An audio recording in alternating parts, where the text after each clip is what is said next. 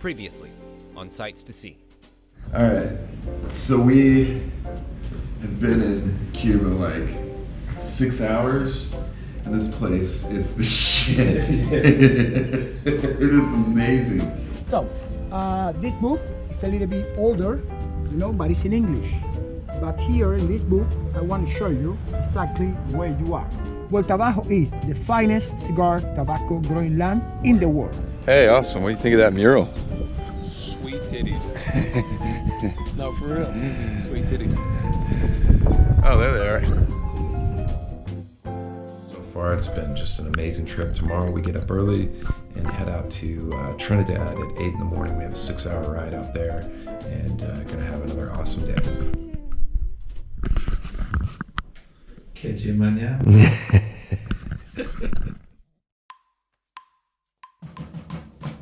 So we got up this morning, we were in Vinales and did a shared ride with a couple guys from France. Well, they're both French, but one lives in Canada. Hey, so I have no idea where we are, but we started in Vinales. We're on our way to Trinidad. We got some new friends that we made. Hi. Today, you introduce yourself in English? Yeah, sure. My name is Florian. I come from France, south side. The name of my city is Perpignan. I'm working in tourism, and we're here like for 6 days now. And we're leaving Tuesday back to. And you guys had a blast last night, huh? Yeah. Your friend more than you. Yeah, my friend, yeah, did some stuff. Yeah, I'm not about saying everything about it. Yeah, but he had a good time. Vinales, Good time thumbs in up. Vinales and good time in HAVANA as well. Yeah. Nice to meet you, man. Really nice. Having fun. We left at 8, and it's got here at 4. So now we're in Trinidad, enjoying our time. The drive into Trinidad was 6 hours, and when we arrived at our Casa Particular, we were greeted with cold drinks and friendly faces. Taking a few minutes to settle our gear and check out our place, we soon moved on to explore the city. We found ourselves in the main square, Plaza Mayor, where we noticed the large crowds gathering and moving about. Heading over to see what was going on, we heard it was the newly elected president. We watched as he and his security detail circled the plaza with spectators and police in tow. No, he said it's the new president. Really? Actually, it's Michael Jackson. Michael Jackson? After checking out all the excitement, we headed off to wander around. The streets are filled with good food, old churches, live music, and shopping everywhere.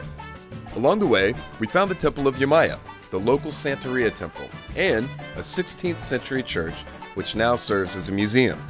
Cuz, tell me what's going on. We're on top of some church I don't know the name of, but we saw some leftover ruins, shot down American plane. And as we were looking at some of the Humvee and a warboat, the Cuban president flew over as we were standing in the courtyard in his helicopter.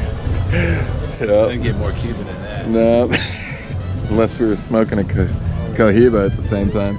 The bell tower on top afforded an excellent view of the entire city and really helped as we picked out our next spot. Hunger was starting to set in as the day moved into night, so we found a place and linked back up with our friends, enjoying the food and company until it was time to go. We got word about a nightclub in town that was inside of a cave, so we had to check it out. It was around 11 or so at this point as we made our way over, but Disco Ayala was only just opening up. I've been in all kinds of bars in countries all around the world, but this was honestly a first for me. I was underground, in a bar, in a cave.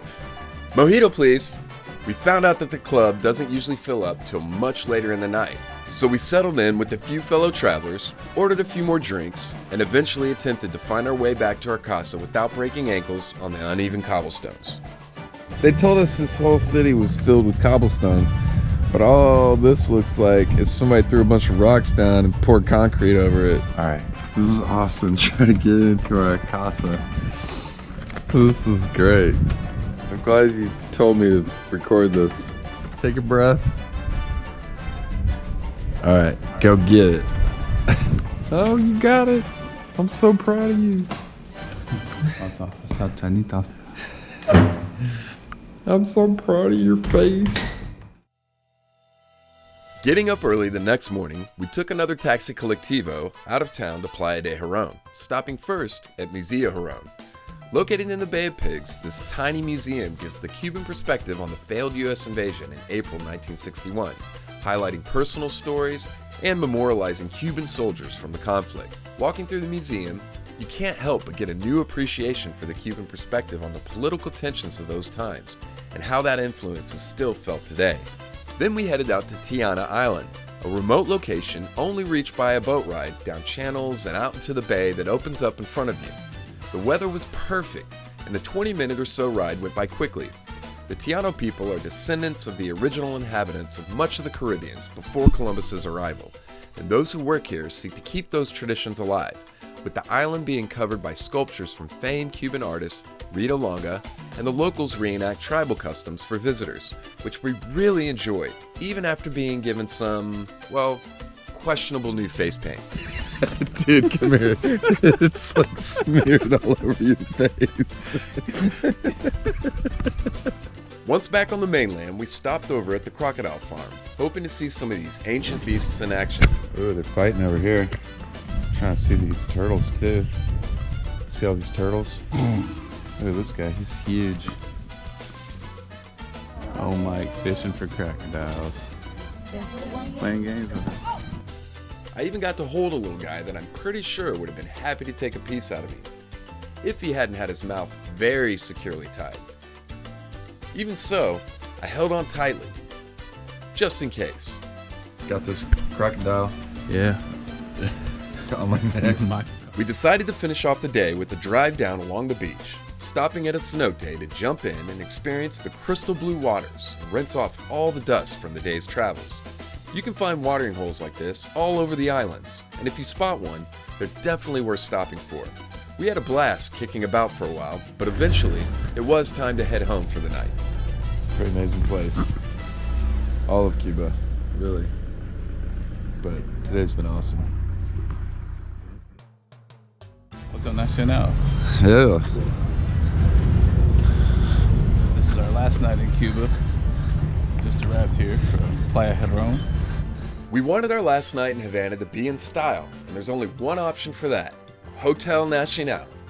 Built in the 30s, this hotel was the playground for the rich and famous all throughout its early years. The hotel was even the host of the infamous Havana Conference, a meeting between the U.S. Mafia and the Cosa Nostra leaders of Cuba, supposedly arranged by Lucky Luciano. If you stay here, make sure to ask the front desk for a list of the rooms famous guests have stayed in. You might be surprised at the history you're sharing during your visit. Keeping style in mind, we rented our pink convertible classic to take a joyride all over the city. An hour ride around the city cost us $40 and came with our very own complimentary Cuban cigars. That was plenty of time to take in all the sights around Havana by car. With our hour complete, we headed back to Hotel Nacional to check out a bit of history about the location around the hotel. Circling underneath the hotel's gardens, these tunnels and trails were built by the Soviets during the Cuban Missile Crisis and used to be a spy network overlooking the harbor. This hotel and its grounds are filled with so much history, from entertainment to celebrity, political, military, and cultural, that it still holds its place of importance within the country to this day.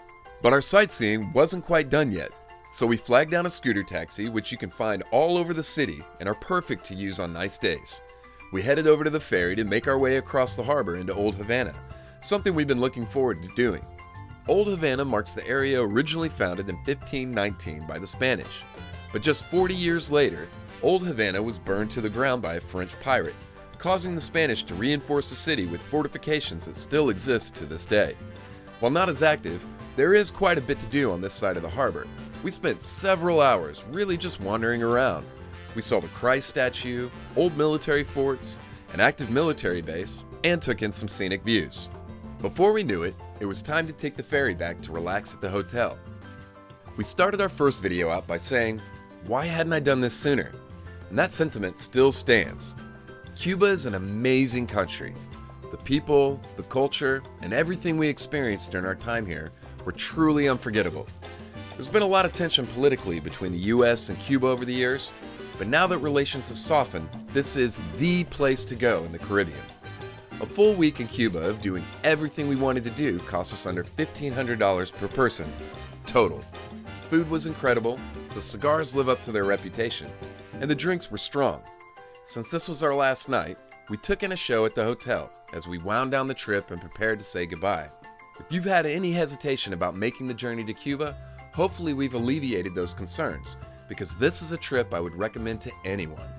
There are a few extra steps to get into the country as an American, none of which are a big deal, and you can find a link to help with any of that in the description. Thank you all so much for watching out there, and we hope you enjoyed our trip. Stay tuned for more travel videos from all around the world. The best way to do that is to hit that subscribe button or follow us over on Twitter, Facebook, or Instagram, links below. If you have any stories or any recommendations of places to travel, let us know in the comments section. We'd love to hear from you. From all of us here at Wandering Wolf Productions, have a great week and safe travels.